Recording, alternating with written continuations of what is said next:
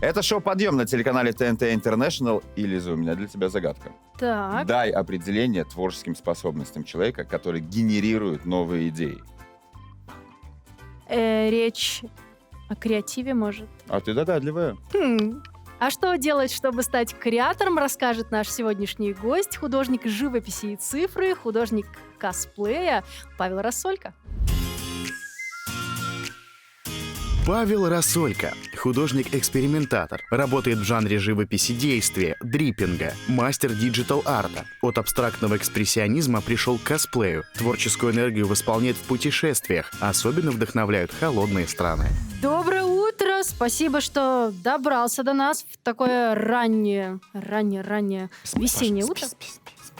Спать не надо, сейчас будем бодрить тебя, всю нашу страну. Если не ошибаюсь, в 7 лет ты уже прям рисовал, наверное, так еще можно. В 7 лет я поступил в художественную школу Ага. с изобразительным наклоном. И до 6 класса я в ней проучился. Дальше был английский уклон. А по итогу стал экономистом-менеджером. Да, В какой момент что пошло не так? У меня в тот момент при поступлении был выбор, либо пойти конкретно углубиться в художку. Но я просто понимал, что если я пойду в художку, у меня не будет возможности, не зарабатывая, так сказать, большие деньги, реализовать свои возможности. Поэтому я поступил другим путем, получил хорошую профессию, хороший заработок и смог пойти углубиться в хобби и благодаря средствам реализовать свои возможности. То есть работаешь экономистом-менеджером? Нет, я работаю по-другому. Я работаю 3D-художником. Помнишь момент, когда купили первую твою картину? В 2008 году девушка коллекционировала работы по Парижу. Она очень любила, какие-то Мулен Руж, вот эти вот все дела, она приобрела ее. Она знает, что это первая твоя работа или нет? Нет, не знаю. Ей просто очень понравилось, и через интернет она ее купила. Потом лет через 50, через 100, где-нибудь на Сотбейс это будет все выставляться. И так далее. Смотри, у тебя отец художник? Художник-архитектор. Художник-архитектор.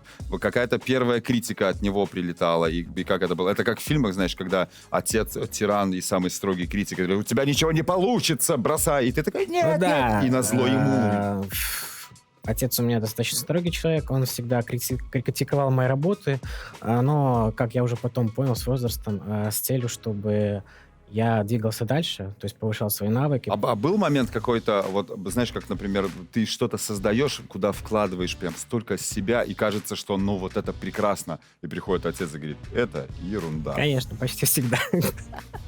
Это тебя стимулирует? Да, очень стимулирует. А сейчас он...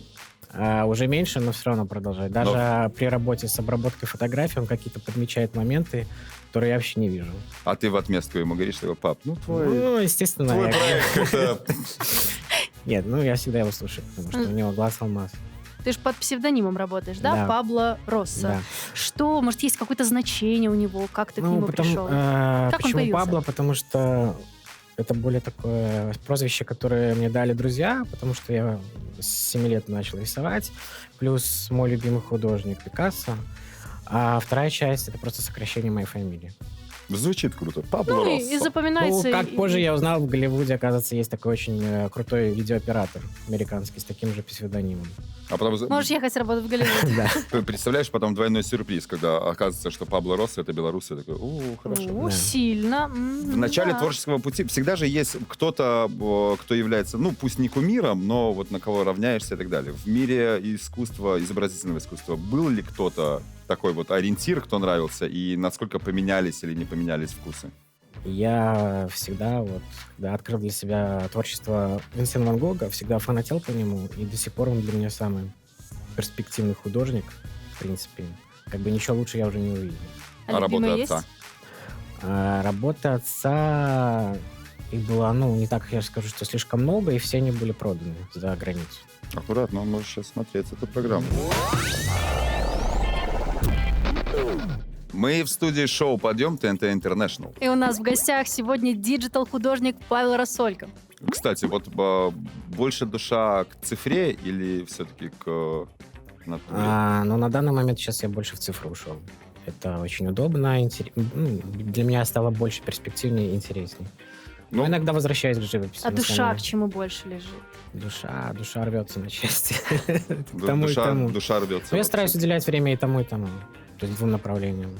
Могу ли я говорить о том, что у тебя, ну, скажем так, свой фирменный стиль — это совмещение экспрессионизма и живописи действия? И как это, почему это? Да, просто до того, как что-то придумать, я гуглил в интернете, есть ли вообще такое, чтобы не попасться на плагиат. Или, ну, то есть Да, на что уже ты придуманную плагиат? идею. Конкретно беру какой-то рисунок, который рисую, и совмещаю его со стилем, который придумал Поллок, живописи действия. То есть когда краска просто интенсивными движениями выливается на холст, и художник не знает, что по итогу получится. То есть он не контролирует ситуацию. То есть это получается абсолютно сознательное поиск какого-то, что называется, УТП, некое уникальное предложение. Фактически, да. У тебя новый интерес — косплей. Мы сейчас посмотрим ролик, чтобы понять, что это такое. А ты потом расскажешь.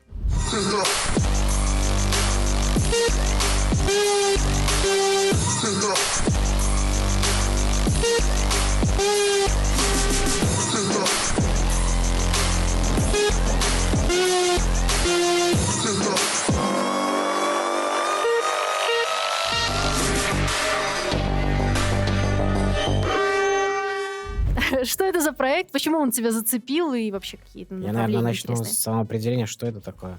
Что это? Косплей, то есть это преображение модели, конкретно, которая фотографируется, в какого-то персонажа, который запал в душу. То есть человек может по собственному желанию стать любым персонажем из компьютерной игры, фильма, сериала и так далее. А какие персонажи больше всего тебе нравятся? Вот, воплощаешь? Которые, наверное, скорее всего, идут с классических фильмов. То есть это, допустим, тот же «Ведьмак», «Человек-паук», вот такие вот. Мне просто представляется, как Пабло Россо сидит так, значит, я 6 лет школа, потом менеджер-экономист, потом экспрессионизм, косплей. О, есть какой-то персонаж или, ну, вот какая-то цель, желание кого-то создать или на ком-то создать? Есть, но для этого надо...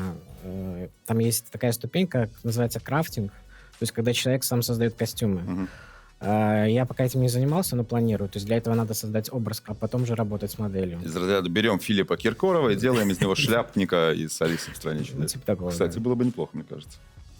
Если к твоему искусству возвращаться, диапазон цен на твои картины, может быть, какой-то минимальный, максимальную цену Где назовешь? купить? Я просто большой фанатик искусства очень разного. Я, к сожалению, такой коллекционер, который пока рандомно Почему, к выхватывает. сожалению? Все, я пользуюсь только социальными сетями, выставляю все там. Также люди могут написать мне в директ и просто спросить о стоимости. Но я в данный момент берусь только за большие сейчас проекты, то есть большие работы. То есть если уже браться, ну, мы имеем в виду не цифровую историю. Да, не цифровые. А есть какая-то работа, которая никому не достанется? Никогда? Любимая, да? Писал в своей технике портрет Сальвадора Дали.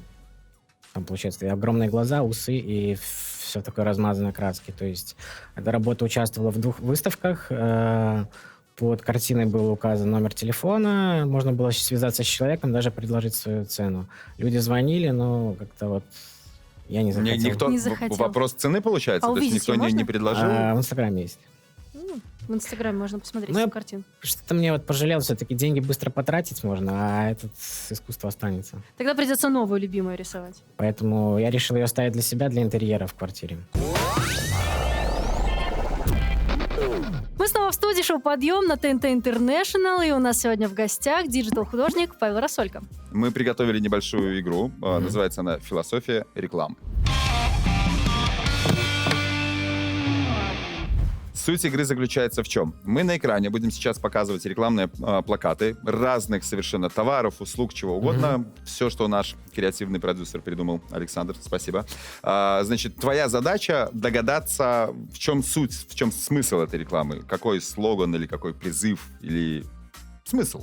Давайте Интрига попробуем. в глазах проскочила, поэтому начинаем. Итак, вот Да, такая... Что это может быть? У меня ассоциация, что нужно купить гардероб. Очень похоже. Чаще всего. Только обычно не про стулья, обычно про какие-нибудь велотренажеры или беговые дорожки. Вот в чем может быть смысл? Еще варианты есть?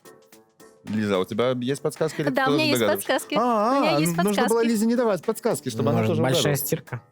Большая Итак, стена. во-первых, Что слишком много, Во-первых, может быть, реклама вещей. чего это может быть? слишком много обуви, слишком много одежды. Реклама, я скажу, это реклама мебели. Ну, по второй картинке более понятно.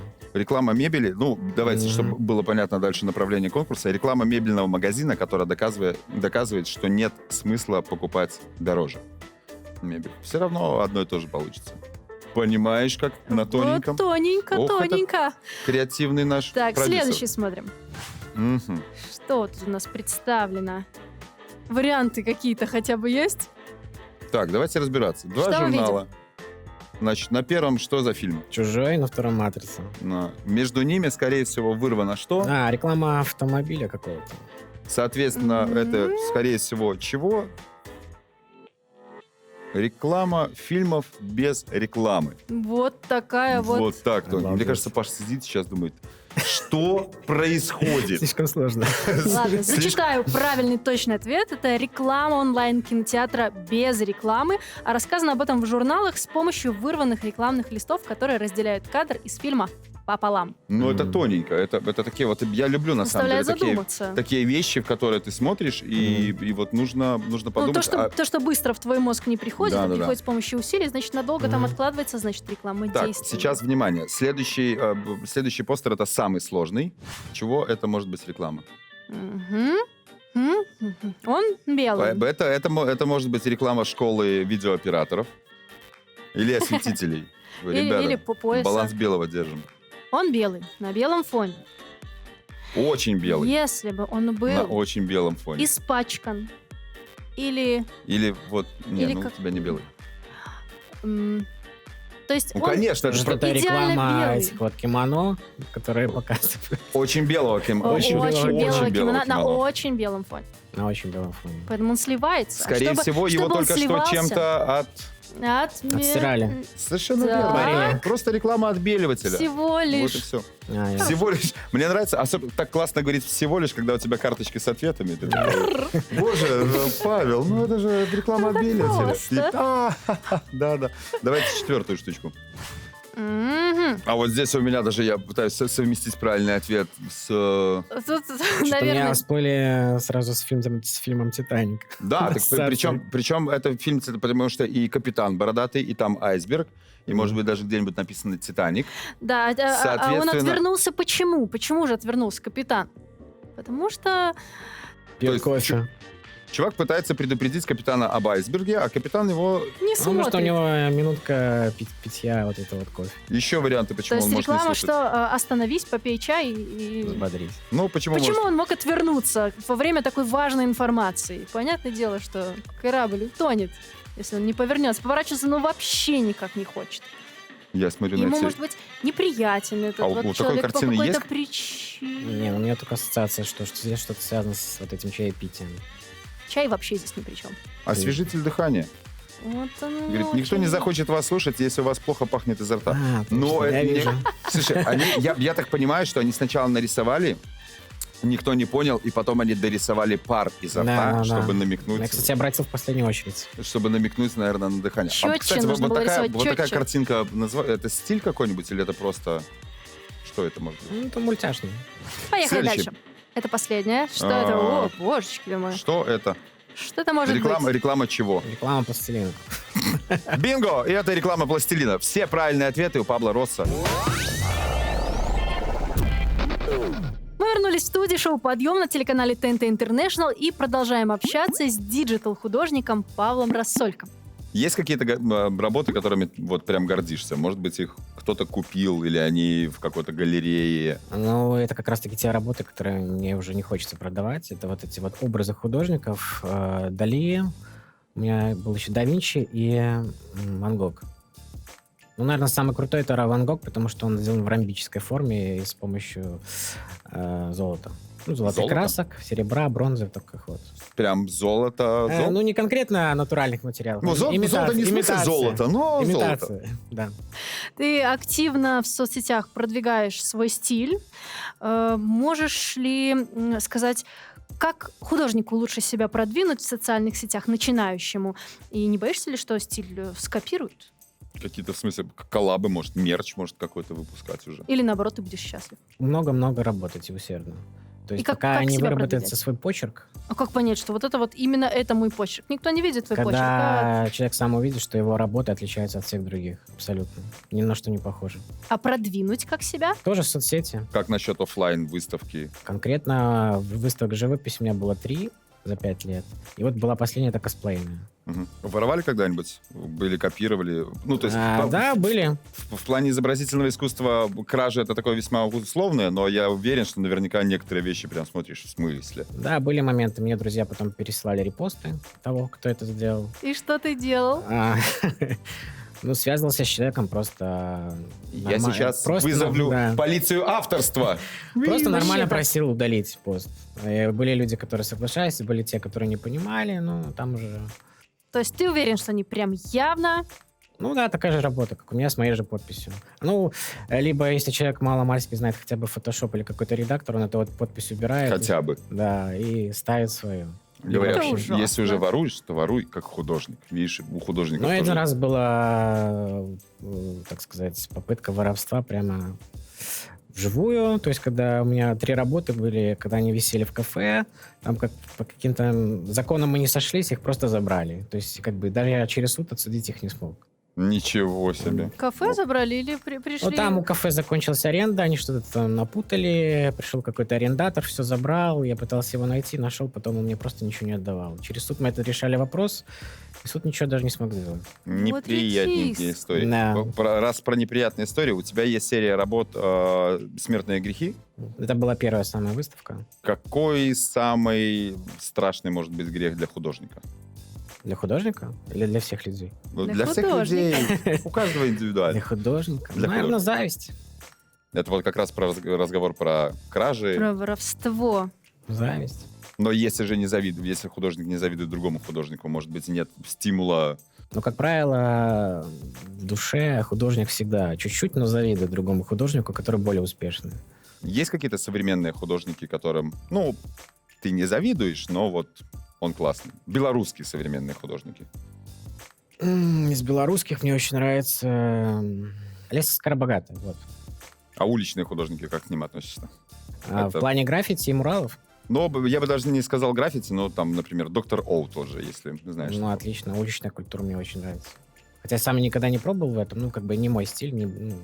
Мне очень нравится, я уважаю этих людей. Мне кажется, в 2021 году можно попробовать что-то, Ну, можно. мурал какой-нибудь, бабах. Ты готов поделиться с нашими телезрителями частью своего искусства. Расскажи про свою картину. Что на ней? Она называется «Эйфория», то есть пребывание... Похоже. Похоже на тебя, Лиза. Пребывание девушки, женщины в состоянии огромного удовольствия. Эйфории. Собственно, работа написана за один раз. Ну, значит, она точно пропитана хорошими эмоциями. Такими сильными. А теперь информация для зрителей. Как получить эту картину, вы сможете узнать после эфира в нашем инстаграме. Все условия розыгрыша получите там. Я буду принимать в нем участие. Я потому что хочу. эту Я картину. тоже ее хочу. Да. Спасибо большое, Большие. что к нам пришел. Вам спасибо за приглашение. Предоставил нам, да даже просто посмотреть, полюбоваться вот этой Спасибо. прекраснейшей картиной.